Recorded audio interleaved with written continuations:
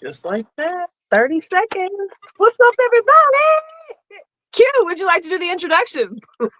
Mm. And that thing tripping because I did it again and I had to push it like 3 times before it went. So I know it wasn't just me. The But live button. anyway, yes, Oh, I pushed it and then it didn't go and then I had to like push it 2 more times. I don't know, it was weird. well, it's working Anyway, now. what Nikki is talking about, I thought I was on live previously and I was talking to the world and realized that the world was just me, myself, and I. And that's one of my podcast pet peeves when you're talking and you're saying something and then it either didn't catch or if you're on the phone or something like that and then It's just you didn't silent. realize the other person dropped off the line All and you've been dropped. going on for 2 or 3 minutes and then it's like You were saying and some then all good of a sudden you stuff. just hear a ring and sudden the phone why my phone ring and they call back like I'm like, man, I'm just talking and you ain't Yeah. okay, well, what was you saying? Don't even worry about it. I don't feel like What's the last thing you heard me say? And then I'll try to remember from there. But usually, once and it's then been I will said, it's take gone that 3-minute monologue, I'll condense it down to 3 seconds. real I'll quick. run it back. I'll run it Well, back. You gonna get this whole I monologue. hate running it back. I hate running it back. On the conversation, who it is, what it's about. Like, yeah, it may get run back completely, but I'll condense it too. I don't want to replay myself if I don't have to. That's funny. That's funny. Do you hear feedback? Okay, so I guess am I running it back? Well, Hear what? it feels kind of feedbackish. I don't like what type of feedback. I don't know if I hear it so much anymore. So maybe no, I do. When I talk, I hear a little bit of work in there, Fan. and I definitely don't have Oh, anything else yeah, running it's probably because my Denise. laptop, huh?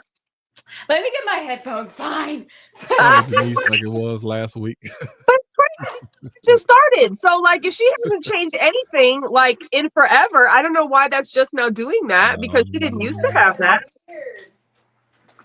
She probably used to put earbuds in her ears like we tell people to do.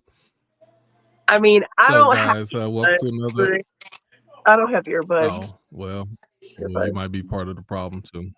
Well, but I always do Um, like this. I mean, it's possible, but I always do like this. So hopefully it's not mine. But I don't know. It just sounded a little bit, like static or whatever after we're done talking. So I wasn't sure if it was just me or if it's everybody can hear it.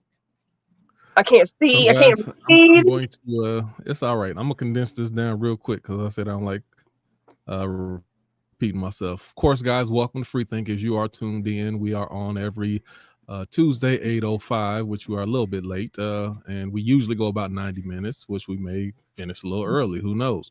But if you want to join, just make sure you're part of our Facebook page. You click on the link. StreamYard is extremely easy to get on. If you click on it, then follow the prompts, you'll be in. And then get ready to have a conversation. So Free Thinkers is a discussion group. And what we do is it's exactly how it sounds. We talk about a variety of topics and we freely think those thoughts through and we have a discussion about it. So also be prepared that there is adult conversation and adult content. Also make sure that you have something in your ears if you can so the sound doesn't bleed through.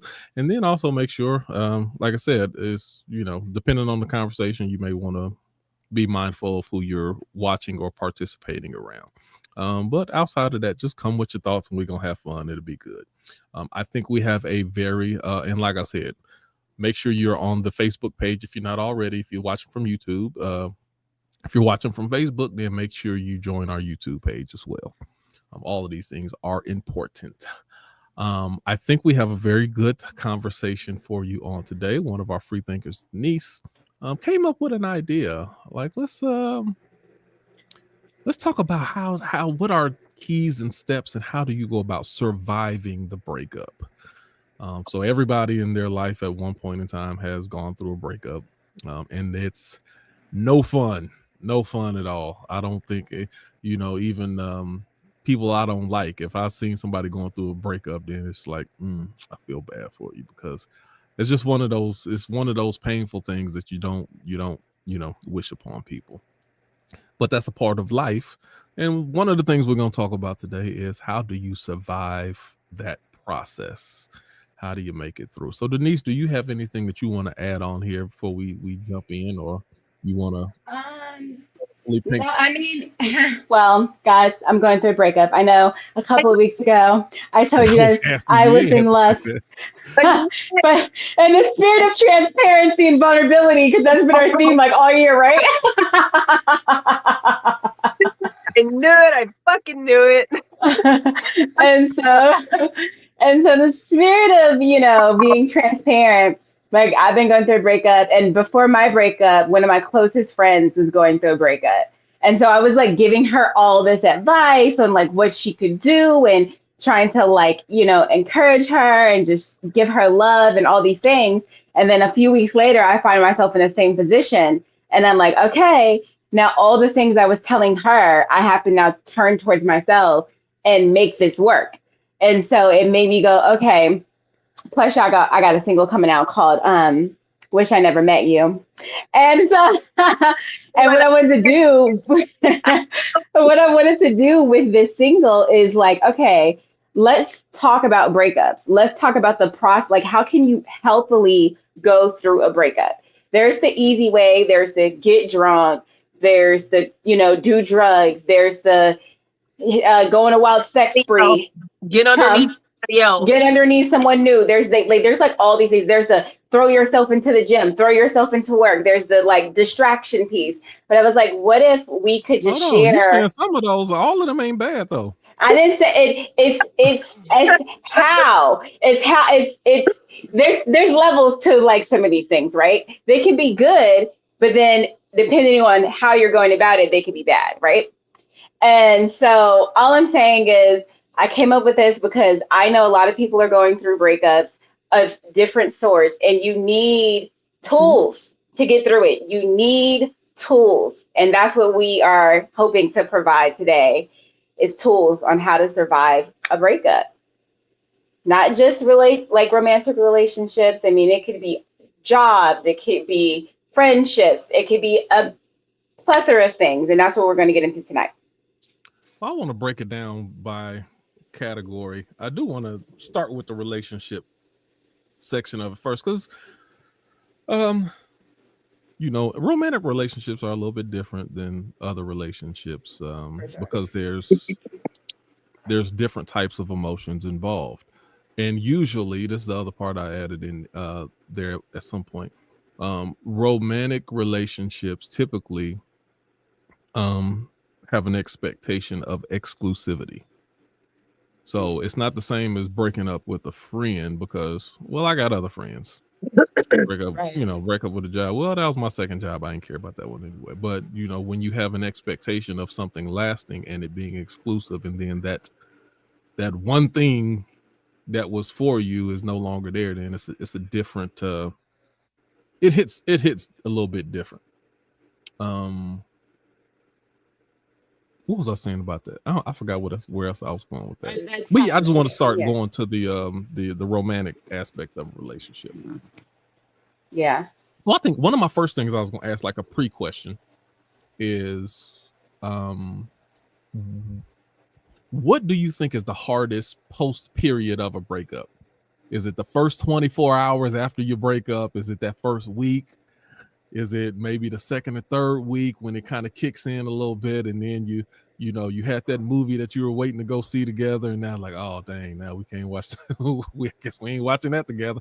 Oh, that concert that we wanted to go to, and the person finally coming to town, like, and there's a part of you that wish that you could reach out to them and be like, yeah, we still wanted to do that, but nope, that time is over. So my question is, I guess, what's the hardest part of the breakup period in your opinion? In my opinion, the hardest part is once you actually accept that it's really over, which When could is take that for you? time. It could take time. You can be in denial because, breakups are like grief. So there's like the denial period where you're like, oh, maybe things will work out. Maybe we'll get back together. And you can do that for months. You can do that for years, where you think like eventually one day. So it's like once you actually accept that it's really over and it's really done, that's the hard part because that's when you have to start processing it. But as long as you're holding on to hope that maybe things will change, it's not really as hard because the hope is the thing that's kind of getting you through it because you're not accepting that it's over. I got another question, but I'll wait. Nikki, what do you think? The hardest part, I think the hardest part really has to be in the very beginning. As with all things, the stages of grief, you're gonna have moments where it hits you in different stages, right? Like you're not even gonna feel the effects of the breakup until the first 365 days is over, where you've gone through a full cycle of birthdays, holidays, special anniversaries, shit like that. Like once you've gotten the first out of it's like with the death of a loved one, once you got the first out of the way, then it's like, okay, well now here's our second Christmas not together. Here's our second anniversary I'm not gonna celebrate, right? But I think for me anyways, it has to be the immediate, because I also am an advocate of you have to go cold turkey. That old dragging it out, we're still gonna fuck with each other, then maybe like one toe in, one foot out, like the back and forth. It's like potty training your kids. Put them in some underwear and let them go. You don't go back and forth. You're gonna send mixed messages. They're never gonna get out them fucking diapers, right? So it's the same thing with a relationship. It's over, it's over. Otherwise, go fix it. But don't threaten to leave. Don't threaten for it to be over. If it's over, it's over. So that immediate, you no longer have anybody in your bed at night. That was my biggest fucking wake up call. I was like, whoa. I don't think I slept in my bed for months and months and months, because I hadn't slept by myself for 17 years. Like I was overnight, you take my bed partner away, like holy shit, So for me, I think it's the immediate, because you are having to adjust to life all by yourself. And if you're not doing the whole back and forth, you really are having to depend on yourself and your own mental fortitude to get through some really shitty firsts, some really shitty initial breakup. In my opinion, that beginning is the toughest. Yeah. You think the beginning? What do you think? What do you think is the most difficult phase?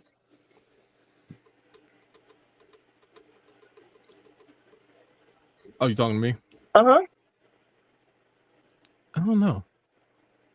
I don't think I wouldn't say the first one. It's probably starts about day 4. Okay. I think day 4. And that's one of the, it's like I said, they're not coming back.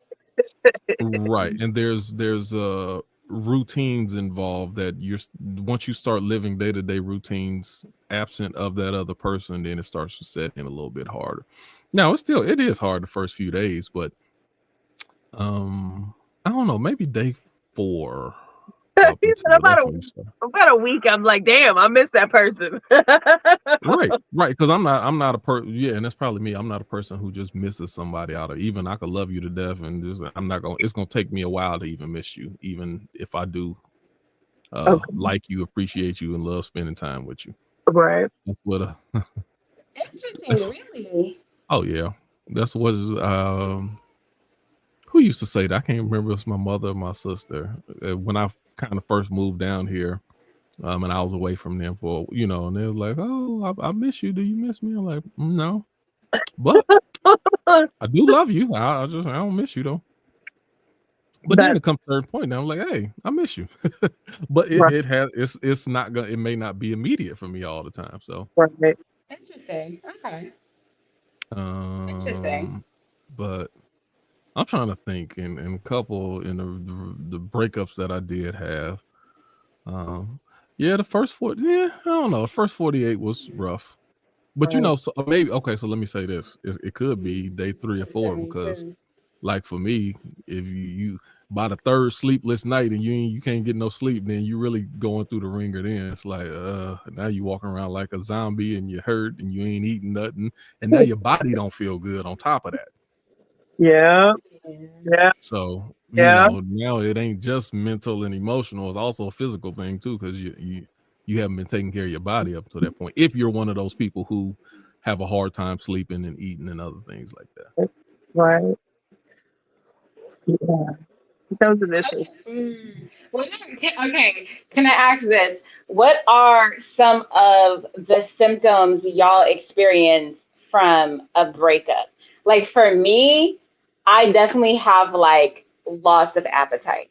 Like I just won't be hungry. I'll have a loss of appetite. And then I don't think I have the hardest time going to sleep. I think I have the hardest time getting out of bed is where I have my harder time. Definitely loss of appetite for me. Loss of sleep. I don't sleep well at all. I sleep more. Some people like to bring other people around them. I seclude more. I don't want to talk to anybody. I don't want to talk to my friends, my sisters, my mom, or nobody. I'm a secluding type of person.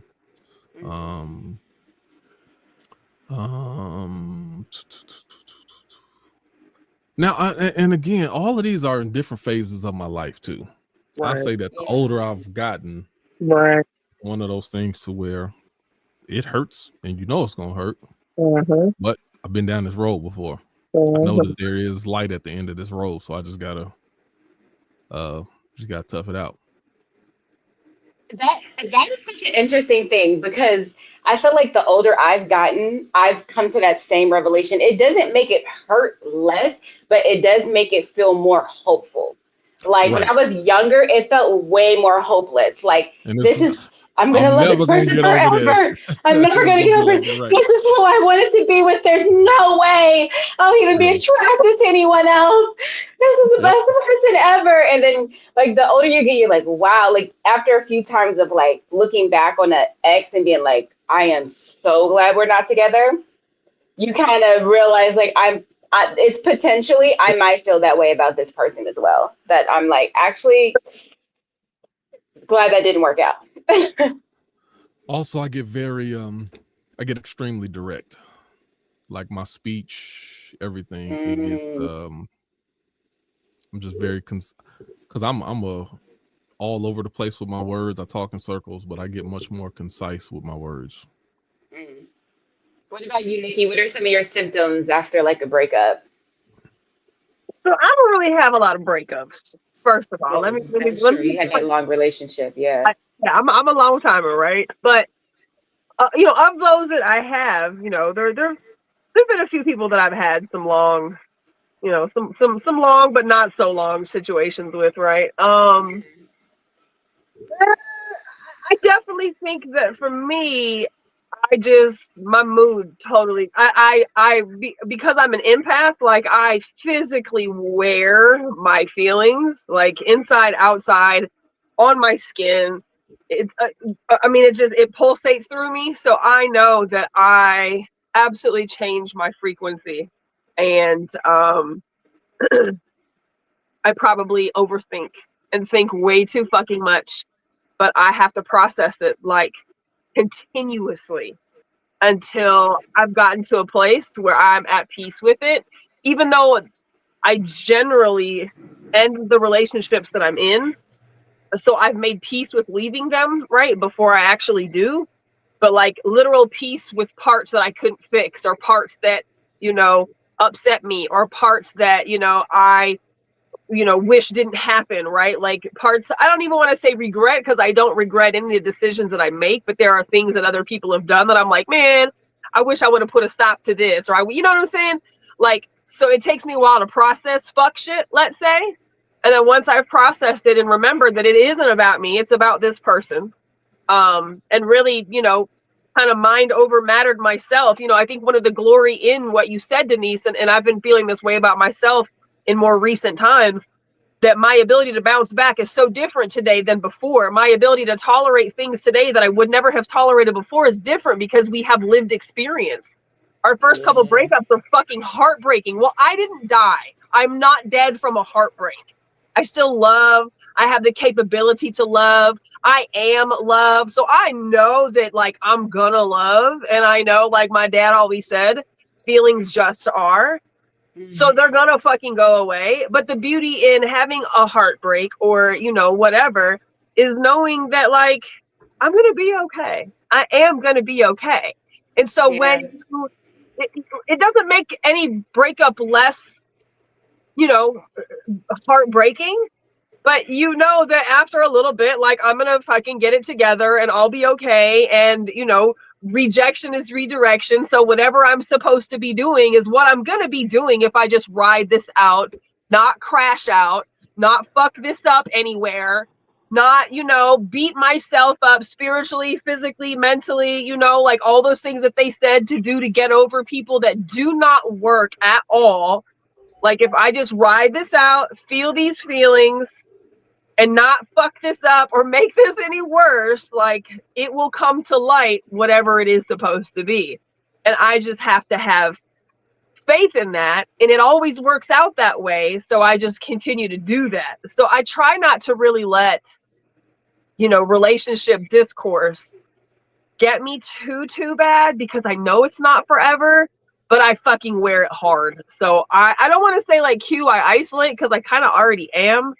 But I definitely, I definitely make sure that I don't be around people while I'm in that processing space, you know. And it's easy for me to, like, you know, do that even with my kids home 24/7. They're on their video games all the time. I can just chill outside on the patio and just get my head right and process. But force myself to go be around people, or nah, I'm not gonna do that. I'm just gonna sit tight and chill. Okay, so let me tell y'all something. This go around was the first time that I didn't go into my cave.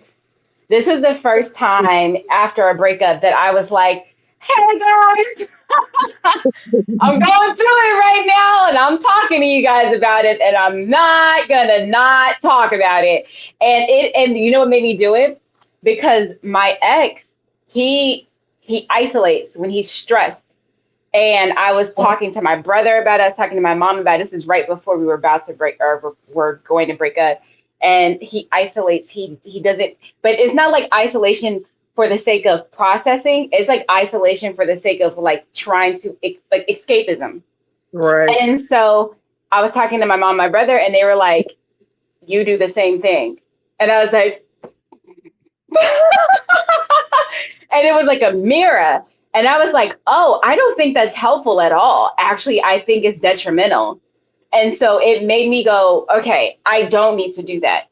And so I was like, let me change my behavior and let me be very transparent with everybody about how I'm feeling and what's going on with me, and just process in a way where I'm not just so in my head because I'm so secluded. And I think it's probably been one of the most helpful things that I've ever done in a breakup. It's just been like, yeah, I'm sad today.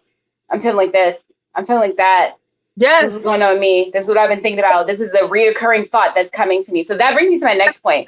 After a breakup, what is typically that reoccurring thought that you're the negative reoccurring thought that keeps coming to you that's breaking your heart? What is the thing that you keep telling yourself that's likely not true, that's breaking your heart? That's likely not true. Sometimes it is true. The one thing I Yeah. tell myself in those situations, sometimes, more than often not, is I fucking knew better. I knew better. I knew better. I knew better. I knew better. I knew better. Like, I will beat myself up with I knew better, because I did know better. I did. You know what I'm saying? Like, hindsight being 50/50, I probably knew better. Mm-hmm. I tried to get out. I really try hard not to negative self-talk. I really do. And I get on other people when they do negative self-talk. Like when my girls be like, oh, my stupid ass. No, we don't do that. No, not my stupid ass. We're not. Oh, you know, my ugly ass. No, we don't do ugly ass. No. Oh, my dumb ass. No, no, no, no. We don't do dumb ass. No. You know, so I really try hard not to talk negative about myself. Now, maybe I might feel insecure, like physical wise, but I really, I'm proud of myself as a woman and a mother and a friend. So like, I can't talk negatively about myself. I really try hard not to, but I will. You knew better yourself to death.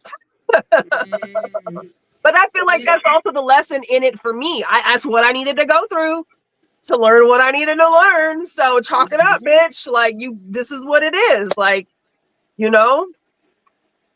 What about you, Q? What is the, if there is negative self-talk after a breakup, what are some of the reoccurring thoughts that you're having that make the heartbreak worse for you? In a lot of cases, it didn't have to be this way. Like, if we could have just got past this. It's usually like, 75, 85, 90% of things good, okay, but it's this little thing that just ruined everything. And it's like, if we could have got past this thing, this little communication barrier, this little whatever it was, or the lack of attentiveness or whatever it was that we just didn't give enough attention to a specific area of the relationship. If we could have just got that right. So you have like regret, and it's kind of the thing, the reoccurring thought that comes to you. Yes, forms of, like when people say that, I don't get that when people say they don't have no regrets and they don't take anything back. Like I get the mindset, everything that you've gone through, good, bad, or all in between, makes you who you are, makes your life what it is. But yeah, even with that, I still have regrets. There's things I would take. There's certain. It's like if you misspoke or you spoke harshly toward a person, and then hey, I ain't mean to do. Well, would you take it? Oh, if I had to do it over again, then I would have said the same. No, I wouldn't have said it the way that I said it last time. Well, I said what I said when I say what I say, so that one don't apply to me. I'm really trying to understand you not understanding people who don't have regrets. Yeah, no, I don't. Life is filled, like, you don't dwell on regrets and you don't allow your regrets to slow down your present and your future. But I mean, what's the point of reflection if you can't look back and be like, dang, I really shouldn't have did that. I shouldn't have said that. I shouldn't have. That was a misstep. Growth doesn't require regrets. Growth doesn't require you to have an emotional punishment, an emotional response. No, I didn't say it did, but what I'm saying is, if you live in regret, then it will keep you from growing. Right. It's the difference between having regret and living in regret. You don't have to, but you talked about, self-reflection. You can still grow without being regretful of life decisions. I've made life decisions that just clearly did not work out for me, so I would not make those type of life decisions before, but I don't regret any of the decisions I made to get to that place. I don't regret that stuff.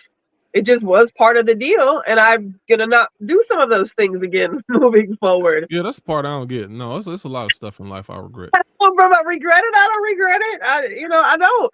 But I'm It's weird to me. That's weird. Very conscientious and very meticulous about a lot of the decisions that I make when it comes to me.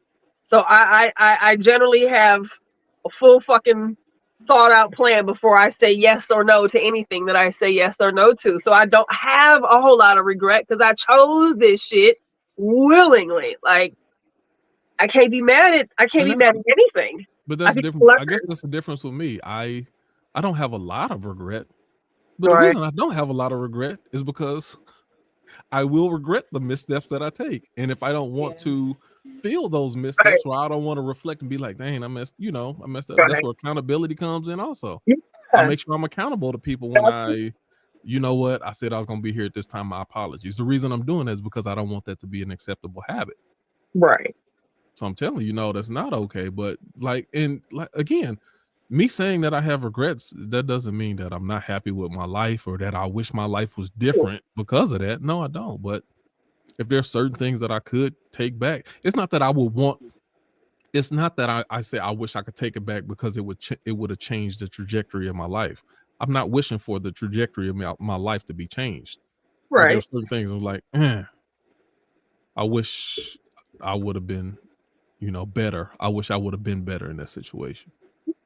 And that wish allows me to be better moving forward. Right. Yeah. I think the reoccurring thought that happens for me is like two things and I notice that when I do this, I feel so much worse. And so I have to take myself out of that kind of thought process. But it's some version of not being good enough. Like, well, if I was pretty enough, or maybe I didn't do this enough, or I wasn't that enough, or if I would have had more of this or more of that, this wouldn't happen to me if I was more of this or more of that. So some version of I am not enough, and then some version of it's somebody else.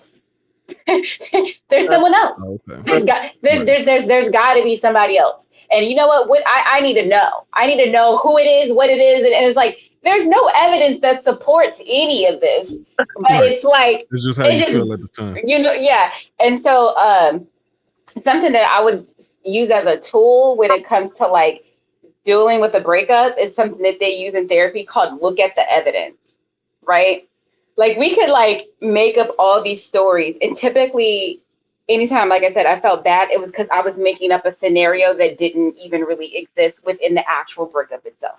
It was some add-on, thought. And so it's like looking at the actual evidence, looking at what actually happened, looking at like all the circumstances, and then deciding how you feel based on not that, instead of a bunch of assumptions about a bunch of things that are fake scenarios that didn't even really happen. Yeah. So and that part is a little different from me. My regret is limited to my controllables. Mm-hmm. Anything, if you come to me and be like, I found out that I like taller men. Oh, okay. I ain't got no control over that. And I ain't gonna be wishing that I wore bigger boots like that. It's like, no, okay. Well, that's it's controllables is what I reflect upon. I don't waste my time too much in the uncontrollables. Even when I know that they play a factor. So for instance, I'll say in my last marriage, I really believe one of our biggest contributing factors to us not making it was our lack of support from our family. We struggling trying to raise 2 kids, trying to figure things out. She's trying to go to school. I'm trying to work a job to take care of everything else. And we were just stressed and tired all the time. Yeah. My parents and my family lived out of town, so we didn't have outlets with them. Her parents didn't really want to help us unless it was emergency, because she was already helping her sister who had like 7 kids, already, and she was helping raise them. So she was too tired. She didn't want to help us so we could have a date night, so we can get out, so we could just be a couple every now and then. And that causes strain. And so that's something that I reflect on. And but as far as like what could I have done different, I'm not gonna beat myself up, man, if I would have had more money at the time. No, that's just where we were at the time. Yeah. That was the cards that life had gave us, and that's just what it was. There's certain things I'm not gonna dwell on or beat myself up on. That makes me feel. I just want to throw this out here as an idea. The things that you should consider before getting into a relationship could be one thing, because like I don't think people think about or a serious relationship, a marriage, having kids. Like you do need a support system, and you need that. Like, and if you don't have that, it is a lot of strain. So knowing like, hey, my family's out of town. I need to know what your family setup is like, because then I may not have 2 kids. I might just do 1. You know what I mean? Like I might not do 3. I might do, you know what I mean? Like, so like having the understanding of those things. I wanted to ask a question for y'all. What advice would you give people what tools would you give people, or advice would you give people who are looking for closure, if you will, from someone who is not giving them, who's going to give them closure? Thank you. That's one of my things on my list. Let me tell you on my list right now. Closure. One of the things I have written down right here, I said get personal closure. Hello. You're not always going to be able to get closure from that other person. Either they're not willing to give it to you, or the answers that they have may not suffice for you anyway. But you have to find a way to get personal closure and get it to the level that you can get it. Because and then you have to be, some of your answers may never be fully answered. And you have to be okay with that. And you also have to understand that if this person is not willing to be open and honest enough, or if they used to shut down all the time when they're in a relationship, and now that you broke up, they still gonna be closed off and shut down. What do you want from them? But you assess the relationship and the situation and the breakdown and what went well and what went wrong, and where you could have made adjustments or changes. You can also pay attention to the signs, because everything is not bad. Some things you just need to be more efficient with. Like I saw this, but it took 5 or 6 months before we really start moving on it. Okay, now that don't mean you cut somebody off immediately, but like now next time that I recognize this, let me have a quicker process and timeline on what I'm seeing, and I trust myself in what I'm seeing now, so I don't have to let something drag out 5 or 6 months. That's what a lot of people get upset a lot of time, because I stayed in this relationship, I knew it was over. There's always going to be a certain period of time where but it still has to play out a little bit more so that you know. I don't know how to say that, but it's like, don't get upset with yourself because you felt that you stayed in a relationship 4 months longer than you saw the signs 4 months ago, and you stayed that extra 4 months. That's still part of the process. Yeah. Now you don't listen. Now now you staying there for extra 3 years. You stayed there too long. But sometimes just don't get upset. Sometimes it has to set and settle, and you have to see that this is a pattern and a habit, and it's not going to change, and there's not going to be any redemption out of this. So okay, now I'm okay. See, I don't want to run down a hole too far, because what happens is you will second guess yourself if you see something and you jump out too quick. Like, oh, nope, I'm out. Well, you got to give it time to breathe. Was that a one-off? Is this something that becoming a pattern? Was you going through something at that time, or were they going through something? You gotta wait it out for a little bit to see if this is gonna be the new normal. So yeah, don't kill yourself if you wait a little long. Don't wait too long, and don't jump out too quick. Even if your initial assessment was correct, you're not going to be settled if you jump out immediately. Anyway, I don't even remember what you were saying, Denise. Closure. The closure conversation. Okay, there you go. Yeah. And advice or tools you would give people who are looking for closure, who are not going to get closure from the other party. Nikki. You just have to be at peace with not getting what you want. You just have to. I mean, because what can you do? You cannot physically hold a person down and make them give you what you need on the way out. And that kind of always trips me out too, about people who just expect a certain type of closure at the end of a relationship. If you're leaving somebody who doesn't want to be left, chances are it's not going to go over well at the end. Like, they're not going to be peaceful on the way out the door. So you may have made peace with the relationship coming to an end because, let's say, you're leaving them. They're probably not at fucking peace. They weren't prepared. They weren't ready. Like, whatever. Like, maybe they wanted to do it first. Like, whatever. You hit them with it first. Like, they're not ready. So it's usually the person who got broke up with who wants the closure. Yes. Right. Exactly. Yeah. For sure. Somebody who is not where you are to give you what you need on the fucking way out. So you have to be okay with not getting closure. And I am a strong advocate, and I don't owe a person closure, because I know I know that if I fucking stop talking to you overnight, you know exactly why I stopped talking to you. It's not a secret. We've been talked about it. We've had diagrams, and we've had DVDs, and we've had PowerPoints. We fucking have talked about it. So if you just get ghosted from me, you know why. It's not a fucking mystery. I'm not gonna repeat myself too many times. And when it comes to an intimate relationship, no, we're not doing that. So closure is something that was created to give a back door for insecure people to be what ifs. No, get the fuck out.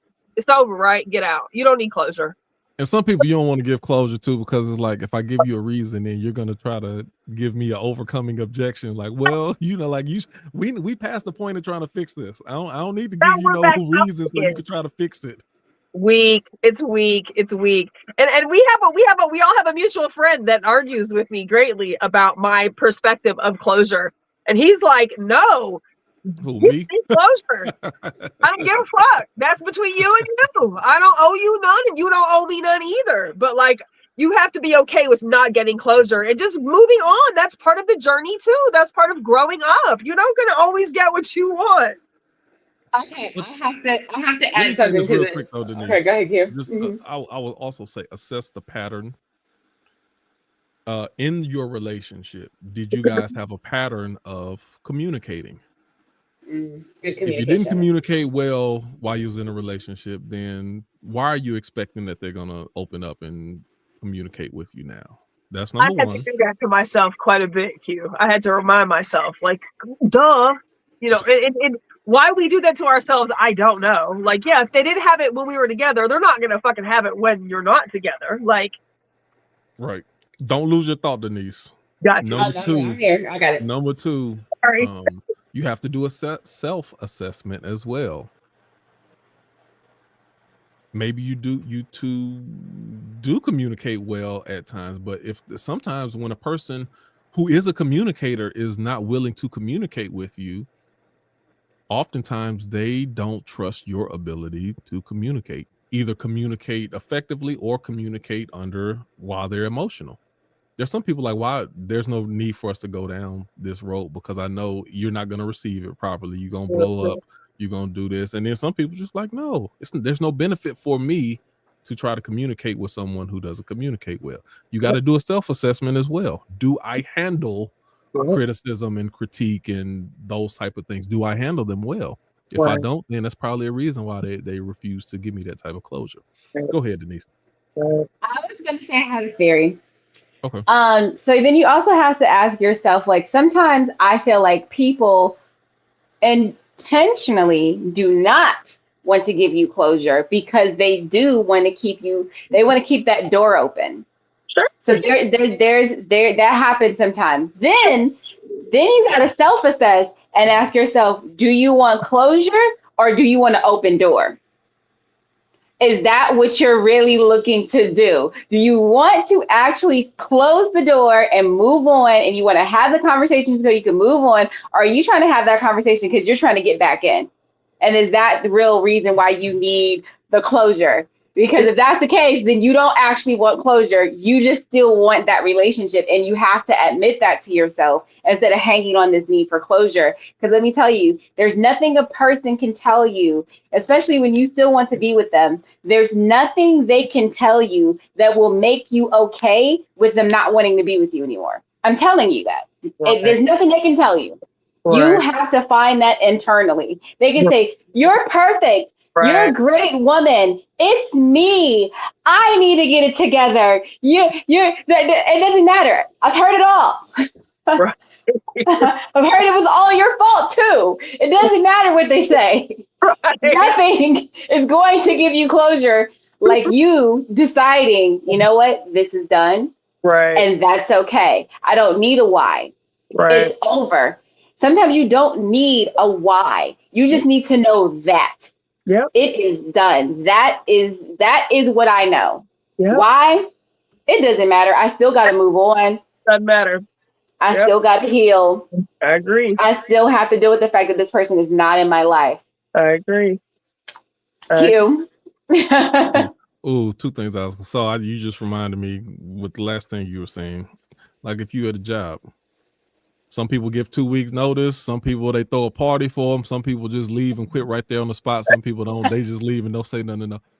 You gone. All of those scenarios, you don't work there no more. It don't matter what the scenario is. You gone. You don't work there no more. Right. You gone. Whatever the case. Yeah. Now the part that I was gonna say, hold on, what was it? You were talking about the reason that somebody's trying to hold the door open. Now, if somebody breaks up with you, if I understand what you're saying, if they really want to keep the door open, then they will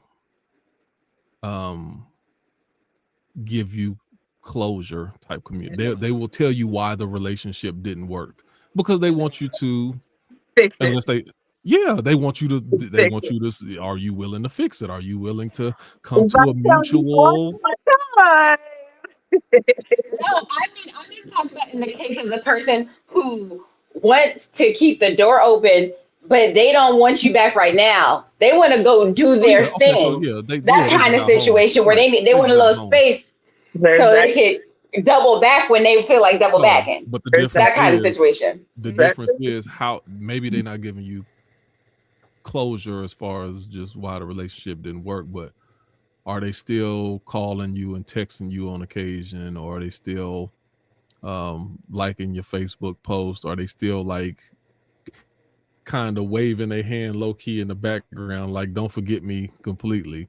If they doing that, then that's yeah, that's what it is. They trying to keep the door cracked open.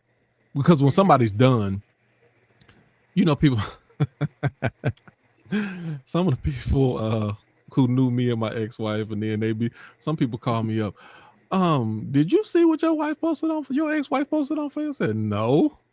I don't Right. look on her page. I don't pay attention to her page. I don't like whatever she doing. She could have called me the scum of the earth and said I'm a low-key lizard, and I wouldn't have known. And I still don't care because her Right. opinion don't matter about her opinion about me don't even matter. Yeah. So Yeah. all of you. So my point is, like, when you done, you not ain't no doors cracked open or you peeking or seeing what they up to. None of that. Bye. Agree. Okay. Here's another question I have for y'all. Your ex's stuff is at your house. What advice do you give to people who still have some remaining things of their ex's stuff at their house? When you're trying to process a breakup, what should you do in this scenario? When are you gonna come get your stuff? And if they don't, then I'm throwing it out. Or even so for some people, like and I'm not even saying, because I'm not necessarily that type of person, but you have a specific, you know that this relationship is over. You have a specific amount of time that you need to come get your stuff. If you don't get it in a decent amount of time, don't ask me about it again. In your mind, you might as well believe that I threw it away, whether I did or I didn't. It's gone. Obviously you didn't want it enough to come get it. Don't come waiting 2 or 3 months down the road. Hey, you still got my... No, it's gone. Where is it at? Gone. You didn't want it that much. If you wanted it, you would have already got it. It's gone. Yeah. It's so final. He's so ready to lose all his answers tonight. But I mean, that's anything. That's if anything is of value to you, why would you let it sit over somebody else's house somewhere? Because they're trying to keep a piece of themselves. Exactly. And we not doing that. I need to come pick up my CDs. You ain't had a CD player in 15 years. So let's go a step deeper, Denise. What does it say about the person who will keep that stuff? Yes. They want the open door too. I'm about to throw something away as soon as we get off this call. Hold up. That's why I don't be paying attention to people. People be acting like, oh no, dog, you ain't done. Hold up. Because I will use your shit. I will. You leave your shit in my place, which has never happened. I say that, but like, I don't think that my kid's dad is, I think he's the exception to the rule. Like, I still have some of his stuff. Like, that's different, right? And so other than him, I ain't no men live in my house and leave shit in my house. But if a man came over and stayed and lived here for a little bit or whatever, and he left some shit here, if I like it, I'm keeping it. That's my shit. Absolutely. I'm keeping all that. It's completely up to my discretion. My point is, don't ask me about it no more. Yeah, if you didn't come get it in a timely fashion, don't ask me about it. I might be using it. I might have thrown it away. I might have gave it to somebody else. Don't ask me. Now, I will gladly hang on to it. If you ask me, can you hang on to it for a little bit? Sure. No. Why would I? Why? Because if you are not a problem to me, then it's not taking up no space in my life. You know what I'm saying? Like, if you are not a problem. Now, if you are a motherfucking problem, baby, don't ask me for shit. But if you weren't a problem and it was an amicable adult style breakup, I don't have a problem with that. Right. And the amicable thing is, I'm going to give you a moderate amount of time for you to come get your stuff. Well, I mean, I don't want you to get your shit, but depending on, let's say it's furniture, you might not have anywhere to put that shit. And if it's my couch that I'm using, I'm finna use that couch. Storage. It's gonna be my couch, but put it in storage. put it in your mama house. Sure. If you don't come get it, then it's mine for me to keep or to throw away or to make firewood out of, whatever I decide to do. There will come that time where that is true. Absolutely. Absolutely. To a certain point, this is. But if somebody were to be like, hey, can you hang on to it for a little bit? I probably wouldn't have a problem with that. If I was cool, it was cool. Like we was decent with each other. Like it wasn't no fuck shit. Yeah, that's that's what's up. Whatever, right? What's a little bit? And I would say 9 out of 10 times it would eventually be, Nick, y'all just go ahead and keep it. Y'all go ahead and keep it. You keep it. Cool. Bet. Worked for me. You know what I'm saying? Now, but again, if you was on some fuck shit, it's gonna be firewood immediately. Come get your shit right now. Like it will be drug outside. But I've just never been in that situation to know what I've never been in this situation. So I'm not gonna I can't. I'm not even talking about you really. Because the person I'm not talking about you, the person who possesses it. I'm just saying you can hold on to it, you cannot. The person who has the stuff and then they expect you to hold on to it. No, you don't get to have those expectations. I agree. But I wouldn't be opposed to doing so if that person also asked if I would. Probably would not be opposed to. Now it's furniture, you got certain TVs, equipment. If you got clothes, what am I gonna do with your clothes? Yeah, you gotta come get your clothes because you're gonna need your clothes. I mean, like I'm not gonna need them, and I ain't even giving them to my new girlfriend. So like, you need to go and get that out of here. I agree. For the most part, yeah, get your shit, and for the most part, it's gonna be mine if you leave it long enough. But that's what I'm saying. Things that you can easily pick up and get. What are you leaving over your ex's house that you can easily just come get?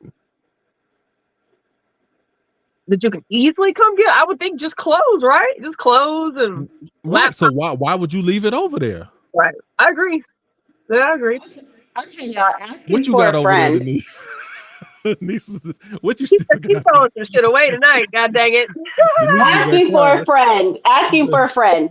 Let's say your ex left something small, but it was something utilitarian at your home. Something that you can put in your purse. And let's say you're going to see them, I don't know, next week.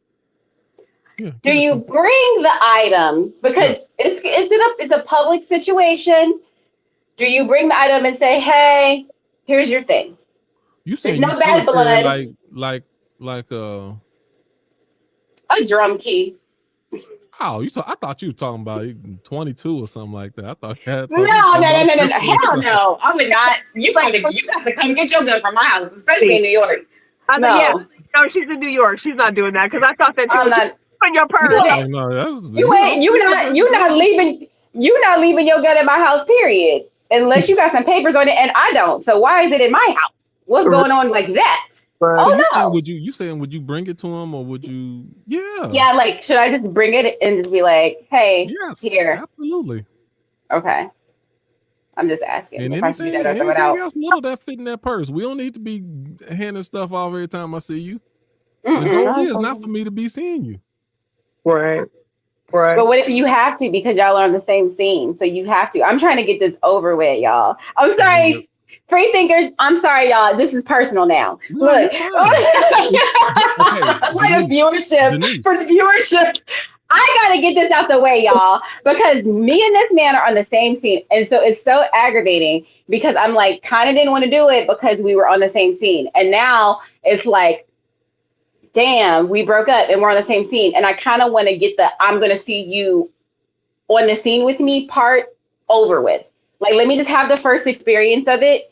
And so I can try to move past it because I'm probably going to run into you, even though I do want to and don't want to at the same time. You know what I'm saying?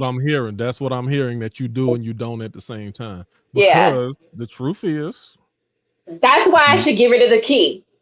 Yeah. If you really want closure, throw the key away. Connect all of no, you ain't gotta throw the key away. Give him his key.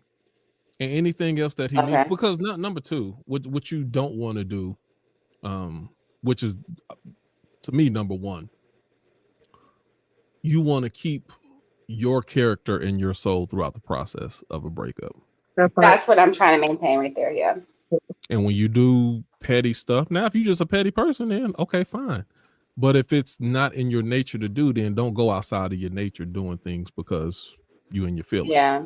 Because that it doesn't help with closure, and it doesn't help with healing, Yeah. and it doesn't prepare you for your future blessings. Yep. Yeah. So Have you moved yeah, through a breakup knowing you're going to see your ex without making it about seeing them? I feel like it's so hard for me to think about what I'm about to go I don't do think you can get without around that. making it about them, like I whatever I'm don't going think to wear or however I'm going to be or whatever. You know what I mean? Like I'm trying to go with the the mindset first of 4 or 5 times or the first 3 or 4 months is just gonna feel like that. I don't think there's no way to get it. In my opinion, Nikki might be different. Ain't no way to get around that.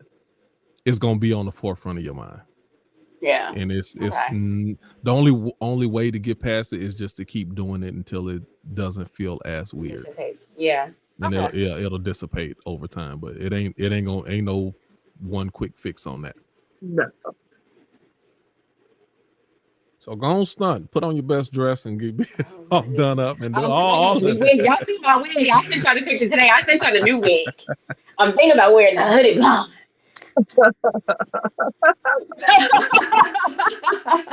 Whatever feels good. Shit. Whatever feels good. Okay. Okay. But still true to me. Whatever feels good, but true to me. That's where I'm trying to find that little middle ground of like, I don't want to be flexing for the sake of flexing. You know what I mean? But You might the first couple times. You gonna flex the I first gotta time. flex. I You are gotta gonna flex. flex You're the right. I first. gotta flex. First 1 or 2 times y'all in that circle. You gonna flex a little bit. I do, and I am, and I'm gonna put on the cutest dress I can find. Yeah. Yes, I am. Because a little bit, I need you to be like, damn. And I need your homeboys to be like, damn. I need everybody in this space to be like, damn. Yep. Yeah. Sorry, I do. That's I what it do. is. I'm That's trying to human nature. grow. That's I'm human trying nature to too. grow. I'm That's human nature too. I'm trying to grow. That's where I'm at right now. Okay, y'all want to pick another scenario? Are we good on relationships? Is there anything else that we want to get, other Well, the only tools other we want to thing, give 'cause people? you was kind of mentioning in the intro, like the things that we do for. I do believe going to the gym and certain things. I think those are good. Helpful. It depends on who. How do you get a release? Right. So for I think me, it's going within to reason. Right. basketball, boxing, lifting weights, something. I need some tension. I need to attack something.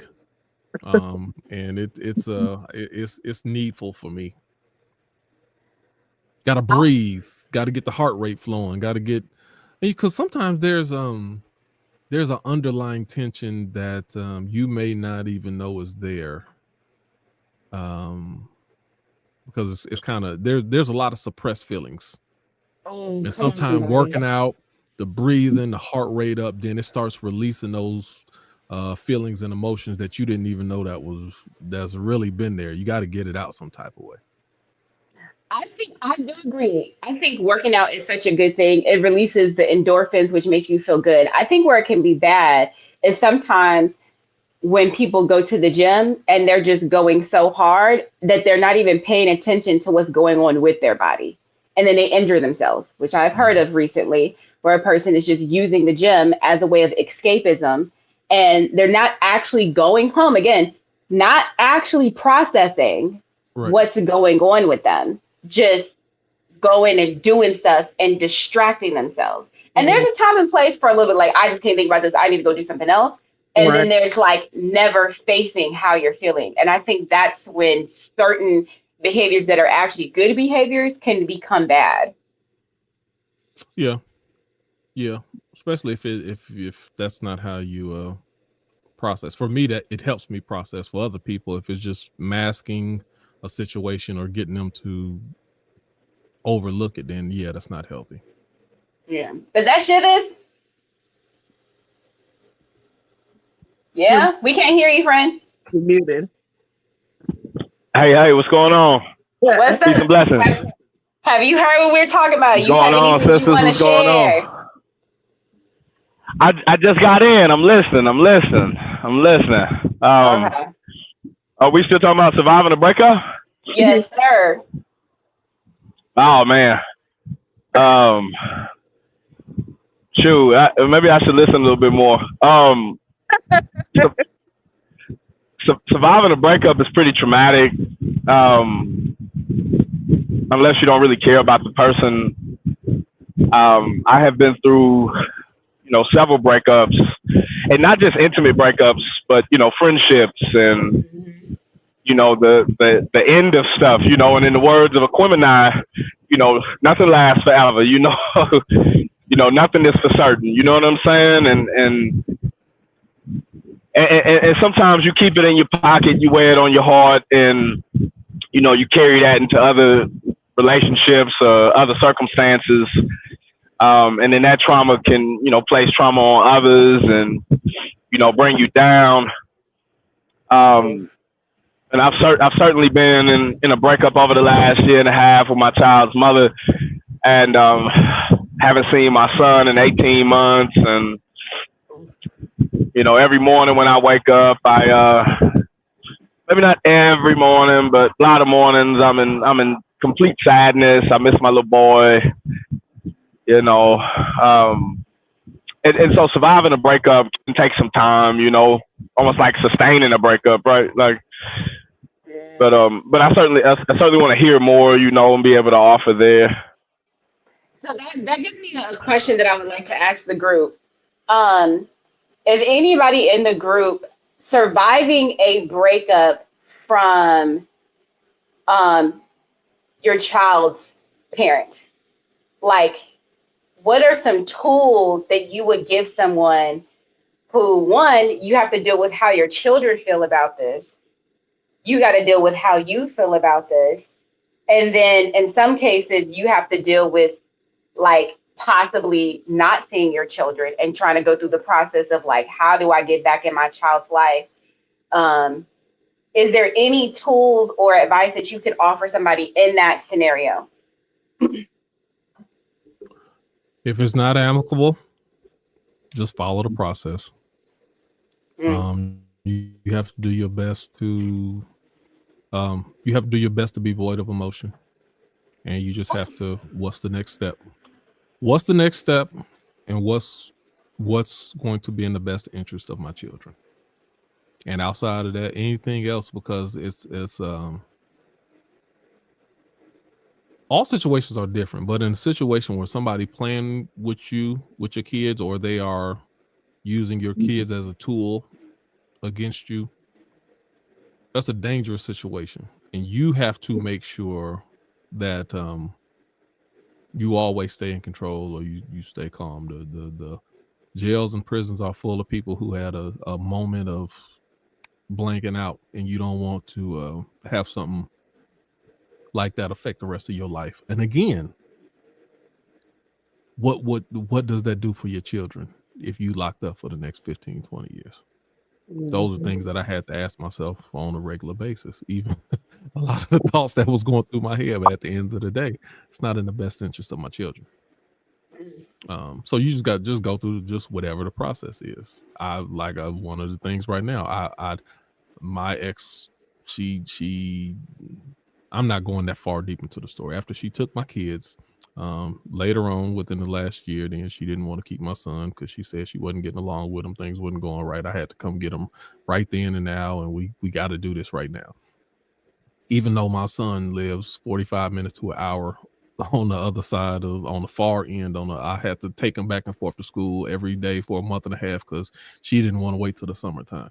So all of this time I've had him for over a year. It comes time to go to the attorney general so we can switch custody and modify child support and all that. And she still, once we got in front of the judge, then she lied.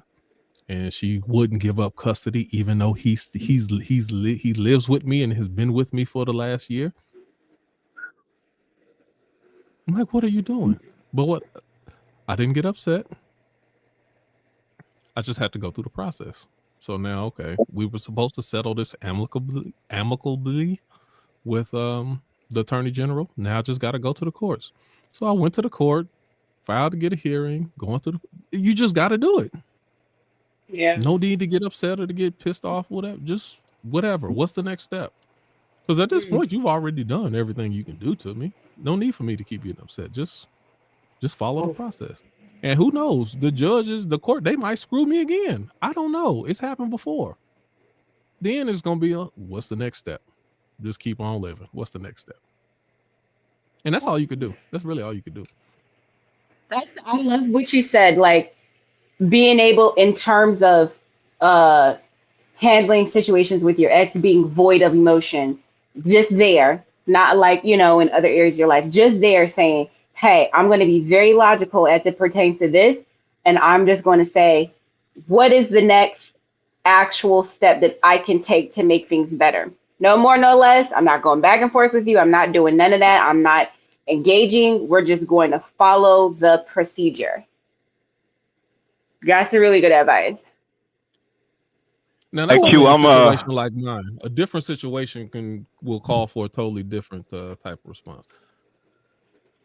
Hey, Q, I'm sorry to hear about that, brother. I appreciate you sharing that with us, huh? I had never heard that before, man. I appreciate you being transparent about that. It's like I said, it's been 18 months since I seen my little boy, and I hold on to some critical feedback, some advice I gotten in one of my fellowships, one of my leadership fellowships, and they, one of my coaches told me trauma is only defenseless against a loving community, and so I can't say that I've figured out, the refined process. It's really hard, but I hold on to those that I know got love for me.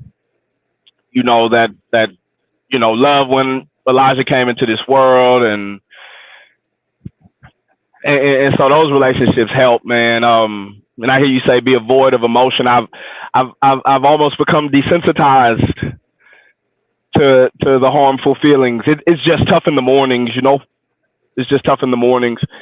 And I remember when, her and I were trying to do some video visits last year.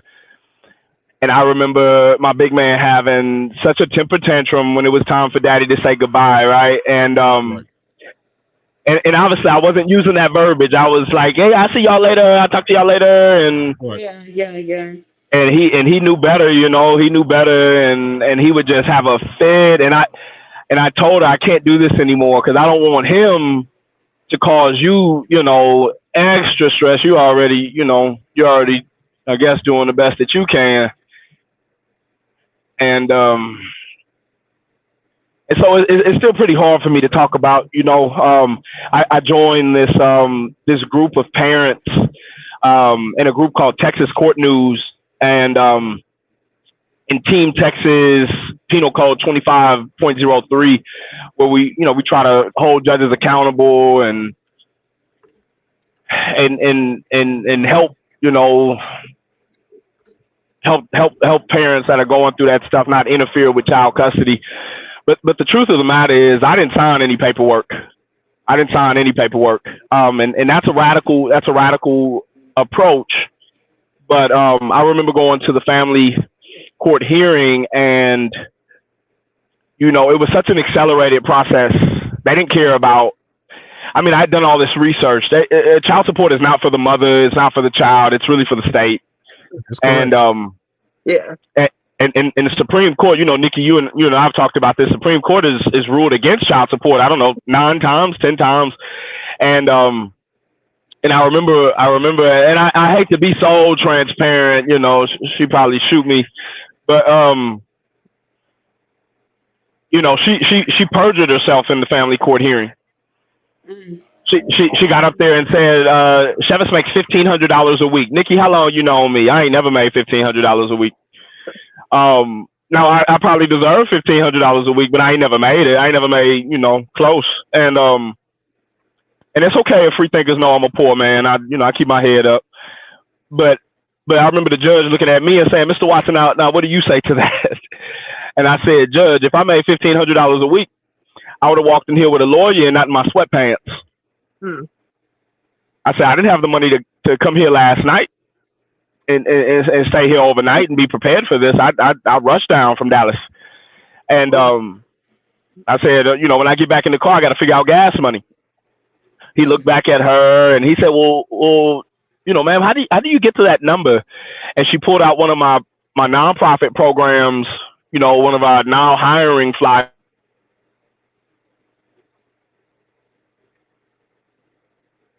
Oh shoot. Did he come out? Must just be his stream because we're all. Yeah, we can't hear you. Okay, you're back. We go. Oh, I'm back. Oh, so sorry. Right, So yeah. sorry. She pulled out the nonprofit. She pulled out the slip from the nonprofit. That's the last piece we heard. Are you cutting out again? He must have bad signal. In the area. Yeah. She pulled out this nonprofit paperwork. Yeah. Mhm. Can y'all hear me? Yep. Yeah, we hear you now. She pulled out this. She pulled out this nonprofit flyer, and I had just kind of launched the program. Nikki, you might remember when I just launched our ACA free health insurance referral program. And I'm still trying to earn a couple of dollars with that. It's hard. It's hard to hire people. It's hard to keep people. It's hard to get folks into the sales environment, that kind of stuff. And she used that flyer. We had just released that flyer. You know what I'm saying? And the flyer said earn up to $1,500 a week. So she says, look at this flyer. He's got to be making $1,500 a week. And the judge looked at her and said, gotta be? That's your proof? And he looked at me again in my sweats, in my hoodie, and he said he judged like $200 a month. You know what I mean? And she was asking for $1,500 a week, backdated for 2 years. And then she brought up this in the last year. I'm being like super transparent. In the last year, I had like 6 criminal charges. Right? Well, I done beat 5 of them. In their face. And my 6th one has to do with some stuff, indirectly with her, but directly with her mother. And she spoke of this in that hearing. And I remember thinking, oh my goodness, she really gonna go there. And she lied. She literally lied. But then, I cross-examined a little bit and I asked her about the cane that her mama brought out and threatened my life with, this big 9-10 foot ass cane that her mama, threatened me with, that started this whole conflict. And she couldn't, I guess she got cold feet. She couldn't lie about it. Not anymore. Yeah. But she wasn't thinking that in the criminal trial, that shit's gonna be used. Mm. And Nikki, I don't want nothing to happen to her, man. I don't want nothing to happen to her, my son. I pray for them. I pray over them best I can. But it's like, I still can't talk about it all because it's, I'm in that mix. And so I listen to brothers like you and, I listen to other brothers who have been through it. My brother Warren Dyer, who, owner of Kings and Queens Jamaican Cuisine in Pflugerville, if y'all ever get a chance, it's the best Jamaican food in the world. He went like 20 years without seeing his son. And the brothers, like you just said, man, you got to keep your head up. You got to limit them emotions or be void of it. And you just got to go through the process because things will turn around. If you keep God in your life, man, and I'm just saying this through the experiences of some other brothers and some other sisters that I've met, time will prove things and your child will come to you, right? Not every, right. That's not correct. every parent's child, but most children will say, where's my mother or where's my father? You done brought this new man or this new woman into my life. Where's this and that, blah, blah, blah. And I hope it doesn't take 20 years. My little boy needs me and, I need him, but it's tough to survive a breakup. It's tough to simply shelve all of that, your emotions get in the way. And so, again, Q, I appreciate you sharing that stuff, man. And I hate to hear that, it was tense like that where you had to, you stepped in for them last 45 days of school and had to go back and forth. And it didn't seem like your ex-partner cared about the undue stress that placed on you. And I hate to talk like as if I'm mad at women because I'm not. It's I'm not not. giving that at all. It's not giving it at all. I'm not. I take accountability for what I did too. But it's tough, man. And if there's any other parents on this call, man, that's in the mix like I am, feel free to reach out. Again, trauma is only defenseless against a loving community, and we can create new success together, new relationships together. Because it takes you sharing that experience with somebody else for them to tell you you're gonna be all right, or time heals and that kind of stuff. So surviving a breakup can be tough. And I've got several I can speak of. Yeah. First of all, Phyllis, thank you so much for being so transparent. And even just the way you're handling this, it doesn't seem like you're bashing at all. I didn't receive that at all from what you were saying. So thank you for being willing to share that. Because even if nobody's saying anything, I know there are people who are watching this who need to hear what you're saying. Whether they are a father or maybe they're even a mother who's able to see from a different perspective that they're not in, how this can affect a father. Maybe that is even happening right now in this moment. And also thank you, Q, for sharing as well. For all the fathers out there that are not able to see their children, I can't even imagine. I remember not being able to see my grandma for a while because some stuff with my aunt, and it I felt like my soul was being ripped apart. I can't even imagine how parents feel in this scenario. And so the fathers that are out there fighting for their children, that's all I can say. Because I know it's hard. I know it's hard. So shout out to you for not giving up on your kids. And the question I did want to ask is, it's Q. Have you had to have a conversation with your children about potential absence or things like that? Where was there ever a time where they thought that you didn't want to be there, where maybe you had to explain or anything of that nature? And then how do you go about having that conversation with your kids? So the last because again, what's in the best interest for the kids? Yeah. I don't want them kids to, I don't want my kids to feel ill toward their own mother. So a lot of that stuff I would shield them from. Now this last situation, I didn't go with everybody, but my son is at an age, I'm like, let me break this down for you. Yeah.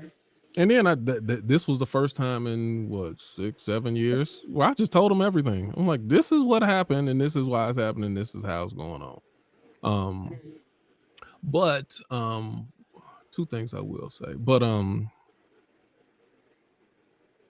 because okay, so the main thing that I wanted to say is the best thing that you could do, it ain't, and I would always be I'm paying this money, I'm paying this amount of money in child support every month. I would let my kids know, oh yeah, mommy got me this new bag for yeah, daddy got you that too. Understand, it ain't just your daddy helping pay for all that stuff, whether you see it or not. I ain't gonna let y'all think mama go around paying all y'all stuff. Like, no, daddy paying for all the stuff. I'm not gonna get fancy credit raise. Nah, I let them know that up front. Right. But anyway, but the main thing, but that was really the only thing I would do. But I always just say and encourage anybody, do what you can. And for a lot of people, there's some messed up situations to where you can't see your children all the time. Call them as much as you can. Call them. If they don't let you call them, okay, like I had an issue with to the point with my son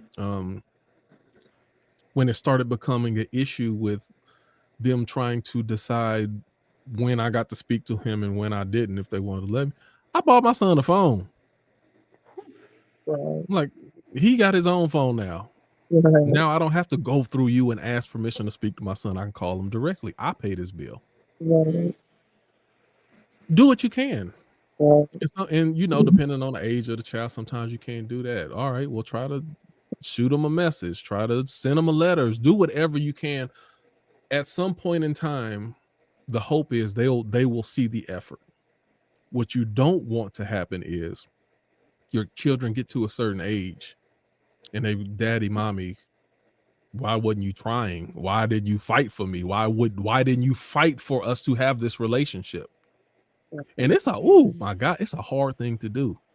Because I know what Chef was talking about. Every time it rips a piece of you every time that you gotta leave from them, and that hurts. But you gotta go. That's something you gotta suck it up and go through it. One day it'll pay off. Because they're not gonna be children forever. So then when it comes to a point, what type of foundation have you built when they become adults?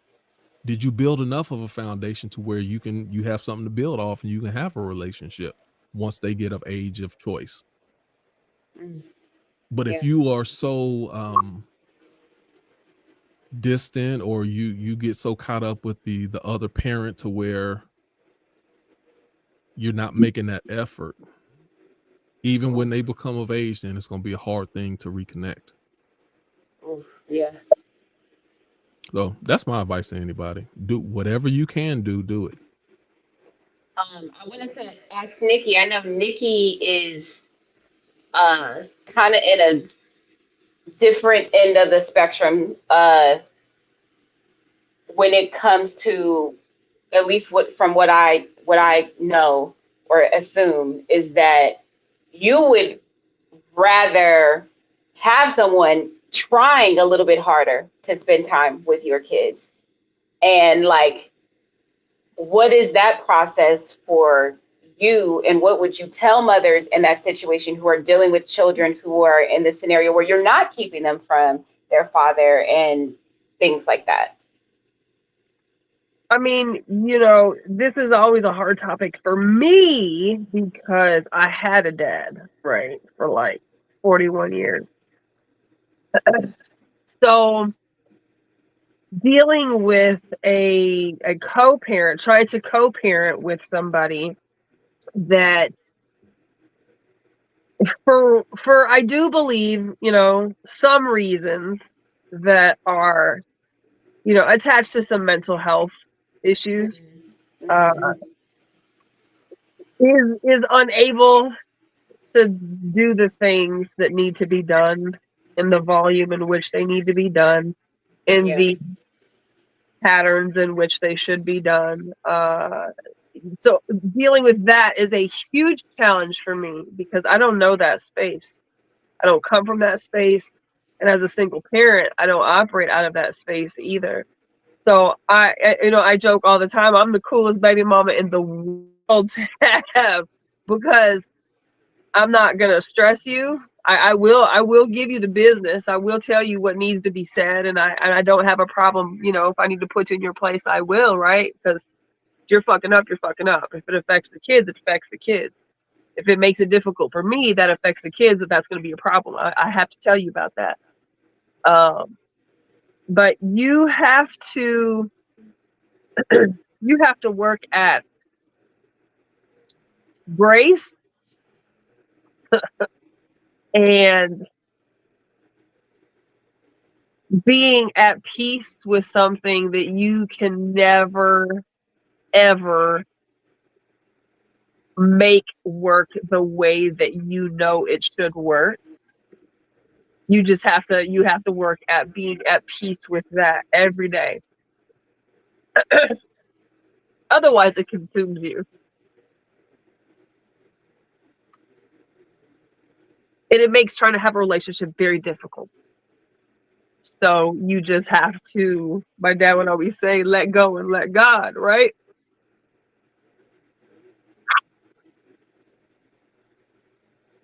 Because ultimately, like you said, it's about the kid.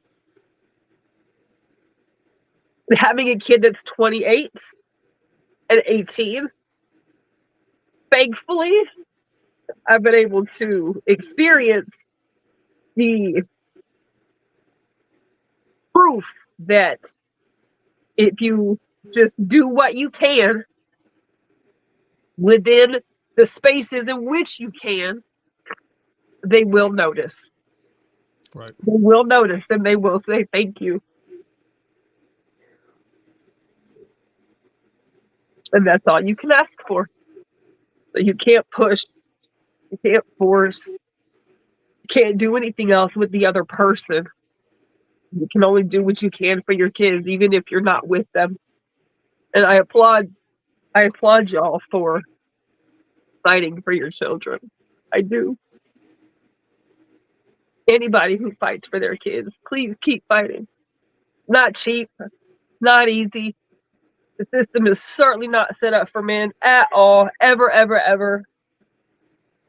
But your children are worth it. And the love that they give you in return when they learn the truth makes every dollar that you spend and every fight that you fought worth it. And I can say that coming from a girl who had a dad forever, and coming from a mom who has kids who are adult aged, who love and respect me the highest. It comes back. Keep fighting. And people who withhold children, if you're listening to this, stop. Stop fucking with these kids. Stop fucking with these kids. Shame on you for fucking with them kids. Stop messing with these kids. That's all I'm gonna say about that. And I say also, you are poisoning yourself. You are. Bitterness is a poison. It is. You're poisoning yourself and the potential of what's in your future. Yeah. That number one. Then number two, you can lie to your kids and manipulate and say what you want. They will reach an age where they'll be able to see through the things that you told them. Mm-hmm. They will. And you don't want that day to come. You don't want that day to come either. Yeah. Yeah. So now you've just inflicted a whole nother set of injuries onto your child, because now they gotta go process this new shit. Absolutely. And also too, like, I feel like you're creating, if you are keeping your kids from their parents, you're creating like abandonment issues within your child. And like, it's one thing, they're already going to be there just because there's a separation and you're not in the same home. So unintentionally, they're going to be there. But you're creating a resentment and abandonment issues and all these things that your child is going to have to undo as they become an adult. And it's going to affect them in every aspect if you're keeping your children from their other parent. It's just, that's not love. That's not love. And like Q said, is a Maya Angelou quote, which is like, bitterness eats upon the host, you know?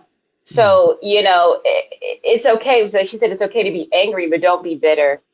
Don't be bitter, especially if it's going to negatively impact your children that you claim that you love. Don't be so upset. Don't be so mad. Don't want to exact your revenge on someone so much so that you're willing to hurt your children in the long run, because it's not about you. I'm not a parent, and so I know I'm saying this from a very privileged, different place, but at the same time, like, I'm a human being, and children deserve, if they can have both of their parents, they deserve to have them.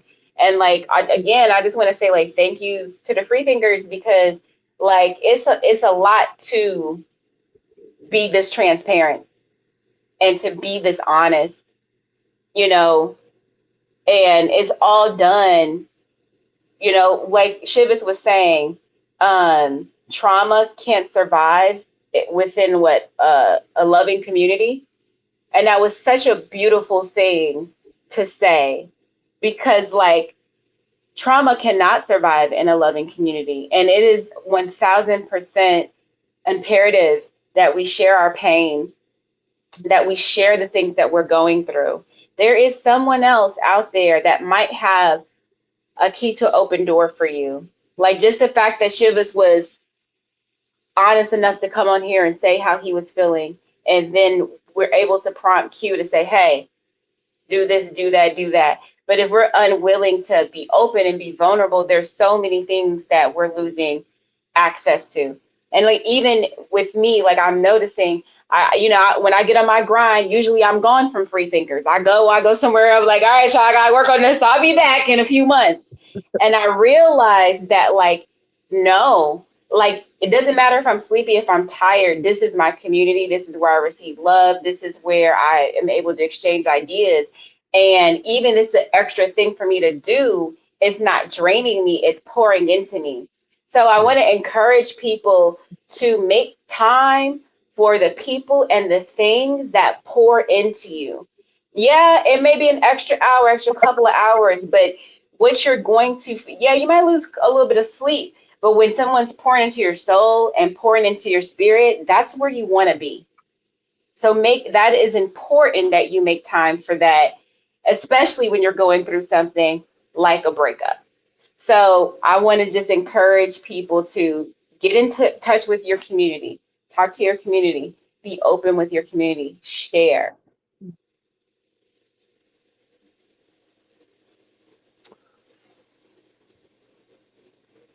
And if you don't have a community, you got to Mhm. develop. Everybody don't have you got to develop a personal community.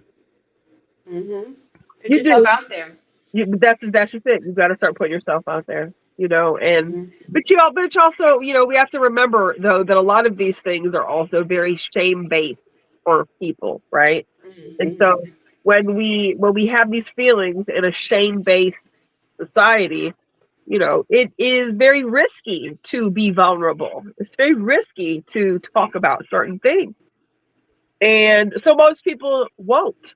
But everybody who involves themselves in some type of community or some type of support group or some type of group of people with a common understanding, knowledge of maybe strengths, weaknesses, and hopes always feel better, when they've left the company of their community or their village.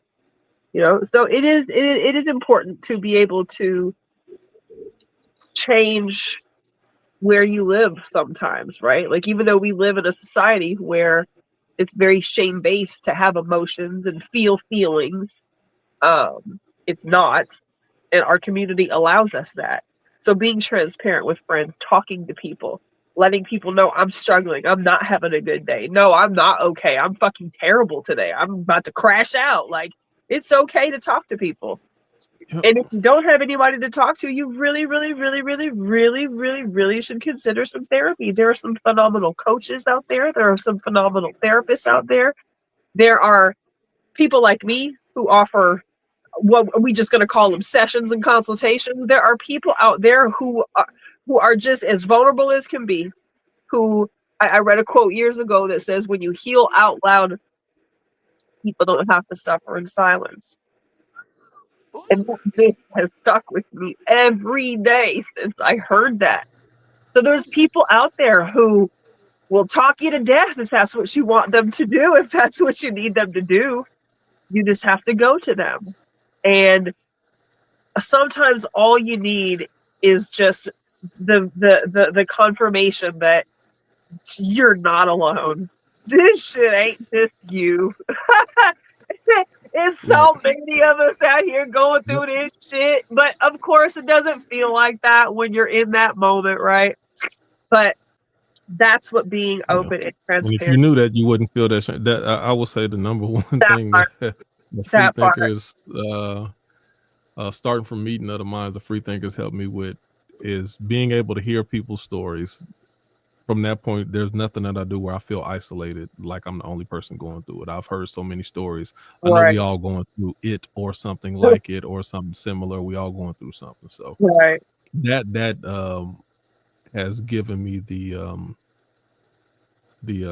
confidence to be more transparent, because I know I don't have to know your story to know that you got one. Right. Right. We all got one. Right. So I don't have to Yeah. feel bad about it. Yeah. No, but communication and talking about shit is important, and I want to give just a really quick spin and shout. This is what June is, Men's Mental Health Month, right? And we all survive things in the ways from in which we understand the scope that we need to, you know, uh, practice to be able to survive shit. But you know, I think that as we've gotten older, or maybe as we've gotten more exposed to just things being how they are, um, you know, men are expected to handle things differently. Men are expected to cope and process and feel a certain way or not feel a certain way. And, you know, I oftentimes I think, you know, taught that talking, of course, isn't safe, and you don't get therapists, and you don't get counselors, and you don't go to communities, you don't talk to people, you don't share your story. Um, and you know, so I applaud men. You know, it's not like we don't applaud women, but I'm gonna give the plug to men. You know, this is your time. I applaud men who are trying to be proactive in wellness, you know, whatever that wellness looks like, whether it's physically, whether it's spiritually, whether it's emotionally, shit, all the above, you know, acknowledging that I need to, you know, have a relationship with wellness, and then doing something about, you know, getting to making sure that I'm having a relationship with wellness. Uh, because we need y'all. So we need y'all to be well. And we need to be well too. You know, there's no doubt about that. But, you know, just kudos to y'all today, tonight, you know, you and Shevis today, Q, for being transparent, and, you know, open with everybody. And, you know, that's it's tough to talk about shit like that. All right. But like you said, you know that there's somebody else who's listening to this who's going through the exact same thing. And just knowing that sometimes is all it takes to feel like, oh my God, okay, like this isn't just me. Like you know, like it feels so heavy for a lot of people in that moment. So just keep talking, man. Just keep talking, keep sharing. My dad always said, keep coming back. It works if you work it, and it does. You just got to keep talking, and we got to keep listening, and we got to keep moving forward. I read something else that said even if you fall on your face, it's still falling forward. So, you know, it's surviving a breakup. We know when I heard that earlier today, I was like, oh, this could be so interesting, because nobody talks about that. Nobody talks about how to survive this shit. No, nobody. I don't think nobody talks about it really, right? I think they talk about it in the generic terms of, oh, well, this is what you got to do. This is what you got. No, so and maybe we didn't even really get into it all the way either. I don't know, you know. But surviving a breakup, that's a hard thing. And as a mother who has now had to walk my son through his first breakup and then his subsequent second breakup, oh my God, that is really, really the most difficult thing I've ever experienced in my life, because all you want is for your kid to be okay, and you can't make that happen. You can only impart all of the wisdom that you've learned at 46 and hope that he gets to use some of that shit and be like, okay, well, life is not over. There are more girls later, you know. Surviving a breakup is tough. It is. Wait till y'all have to be there for your children in their first breakup. That shit is never the same as it being yours, or at least it feels like it. Yeah, I hope I do good. Wasn't nobody there for me, so I ain't got no I ain't got no playbook to go by. Exactly. It was not coached at all. Not prepared at all. So I'm like, best thing I can do is prepare my kids. So everything I do surviving a breakup, I try to impart into my children. That's for damn sure. Can I say this? I probably say this on Free Thinkers a lot of times, but there's one thing that my mom always tells me after I'm fresh out of a breakup. But she always says, you don't always sow, reap where you sowed, but you will reap what you sow. So all the love and care and tenderness and kindness that you put into a relationship, Right. you may not receive that from the person that you were once with, but That's it is correct. coming to you. So don't think that your love that you gave was in vain. Don't think that the time that you gave was in vain. Nothing that you do from a good place is ever in vain. It is always on its way back to you. And in fact, if you weren't getting it where you were sowing it, you 1000% deserve better, and you will get better. You know, it's just about taking the time to try to be as responsible as you possibly can be with your healing, and be intentional about your healing. It's like, yeah, time heals wounds, but some stuff time don't heal. You got to be intentional about for it to get healed. True. That's just what it is. You know what I mean? A paper cut, yeah, time will heal that. You don't really need that. You don't even probably need to put no Neosporin on that. But Right. if you break your arm, you need a cast for that. It's the time. You know, and some time. And you got to follow the rules and the regulations. At the end of the day, you cannot rush your healing. True. You have to surrender to whatever it is that you're feeling. Surrender to the pain that you're feeling. Allow yourself to cry. You'll be surprised how much better you feel after you cry.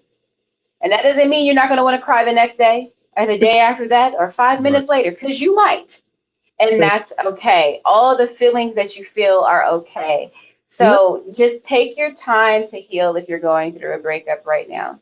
Take your time, go through it, and know that it's temporary, and that things will get better, and that you are deserving of love, and you will have love. And the love that you have for yourself in the meantime, that's enough. And it's going to have to be. And I'll say this one last thing. One thing I learned about going through a breakup is the breakup helps me understand the places in my life that I need to heal in. Because that whole thing, I always say that there's no enemy within, the enemy outside can do you no harm. So those reoccurring thoughts that come up for me whenever I'm in a breakup and going through it, or I'm my single life and I ain't really feeling it, those are things I need to heal. Those are traumas that I need to heal. Because if a person walks out of my life and now all this stuff is bubbling to the surface, that's because it was beneath the surface in the first place. So use this as an opportunity to say, where are my traumas right now? What's coming up for me? And where does that go back to? Does that go back to an abandonment issue with one of my parents? Does that go back to some rejection that I felt in the 3rd grade? And where is this trauma connected to? Go to the root of it and use it as an opportunity to heal that. Because that's what you're really healing from. The heartbreak, yes, it does hurt. And what happened, and the separation, yes, that does hurt. But it's typically a little bit deeper than just this heartbreak that makes you feel so heavy. So I challenge you to look into what that could be.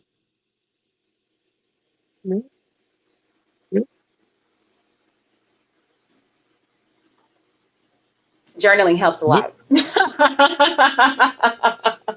Journaling helps a lot. We get it all out. Yeah. We only hit one subject, but it was good. Yeah. It's fruitful. Yeah, surviving a breakup. I mean, again, there's tons of different layers. It comes in waves. Some days are fine, some days are not, and it's gonna be like that. Like I don't agree that time heals all wounds. It doesn't. It just changes the way it hurts, and you sometimes have to make peace with that. Oh, that's something. I'm gonna start a grief support group, and that's something that I'm going to make sure is mentioned every single time. Like you just have to figure out how to live with the pain. Time doesn't heal all wounds. Shit, therapy helps. Time makes it feel a little different, but that shit's forever. Some people have to be okay with knowing it's okay, because I think a lot of times you're told that it'll just get better, and it's like, well, but it's not getting better. It's not getting better at all. Like, is there something wrong with me if it's not getting better, or is there something wrong with me if it does get better? There's so many tricky spaces in dealing with loss, whether it's just a simple breakup or not. But if people want to continue this conversation, you know where to find us. we can always keep going. But I love this conversation. I think it's probably a really necessary conversation for people to really think about, because it's tough and most people don't handle a breakup very well. That's the worst part about it, is people usually do really bad in the breakup. And that's what makes it so much more fucking traumatic, is the shit you do in the breakup process. Yeah. Yep. Ugh. It sucks that you have to have a good way to break up too. But you do. You just do. I would advise it anyways, but shit. That's it for me. That's all I got. Y'all had to see me cry again. Apologize in advance, but you know, that's what it is. Don't apologize. Co-parent, It's judgment-free zone. surviving those types of shits, breaking up families and shit. Man, that's tough. When we out here having to deal with that. So this is the parts of it. Like you said, children deserve both their parents. I think we all agree on that, but sometimes that shit don't work out that way, unfortunately. Yeah. So we just try to plug through it the best way we can. Come back next Tuesday, we might talk about it again.